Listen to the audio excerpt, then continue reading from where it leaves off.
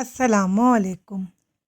قرآن مجید میں ایک صورت سورہ جن بھی موجود ہے۔ مسجد جن مسجد الحرام کے شمال کی جانب 3 کلومیٹر کے فاصلے پر موجود ہے۔ آپ صلی اللہ علیہ وآلہ وسلم ایک بار ایک صحابی عبداللہ بن مسعود کے ساتھ اس جگہ پہنچے اور صحابی کو ایک خاص مقام سے آگے جانے سے روک دیا تاکہ جنات انہیں نقصان نہ پہنچا دیں۔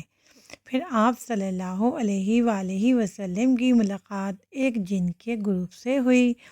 آپ صلی اللہ علیہ وآلہ وسلم نے دین کی دعوت دی اور قرآن سنایا تو جنات کے اس گروپ نے اسلام قبول کر لیا اور دین کی تعلیم لے کر واپس چلے گئے، اور سورہ جن اسی واقعے کے تناظر میں نازل ہوئی اور جنات کے لیے مسجد جن تعمیر ہوئی۔ ہر رمضان میں یہاں افطاری پر روح پرور منظر ہوتا ہے۔ دنیا بھر سے لوگ مسجد جن میں آتے ہیں۔ سبحان اللہ۔